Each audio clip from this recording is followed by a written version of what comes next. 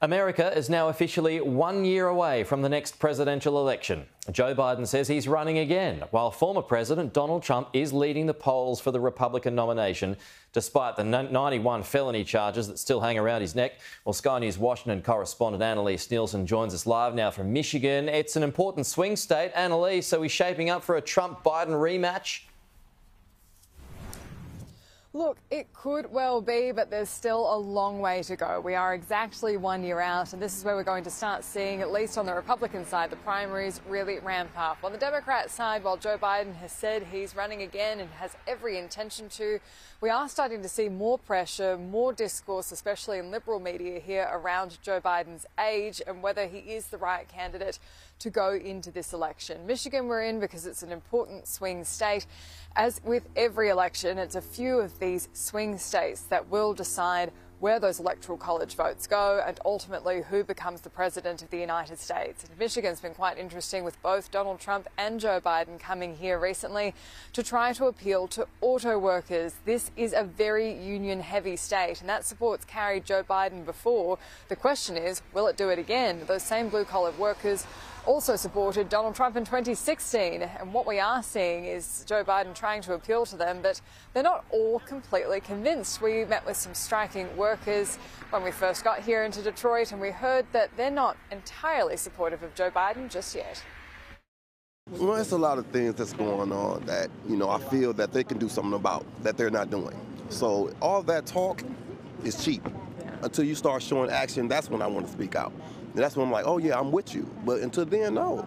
You know what I'm saying? I like what he's trying to do, but do more. Do more for the little people, not the people that's making billions, giving them tax breaks and all that stuff. No. We out here struggling. You don't know, they don't know how it is to work these jobs. They're giving the orders and we're taking them, and that's it. That's not good. So that's why I said what I said. Okay. On the Republican side of things, yes, Donald Trump could be the president again, even if he is convicted in one of the trials against him in 4 different jurisdictions in the United States. We've been speaking to Republicans here.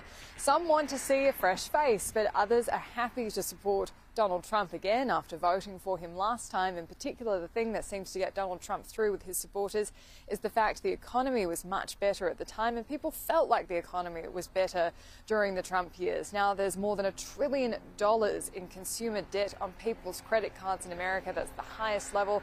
And while inflation's come down, it simply doesn't feel that way to many people. Here's one woman we spoke to who's a farmer from the northern outskirts of Detroit, north of where we are, and she's been selling beyond the normal farmer's market because she says she's having trouble making ends meet with gas prices.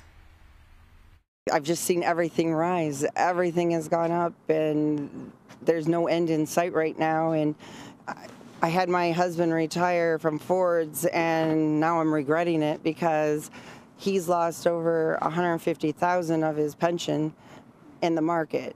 So it's like now we're scrambling to try to even make ends meet. So that's why. Pete, the one thing we do know is this is going to be a very interesting election year. No doubt. Annalise, thank you.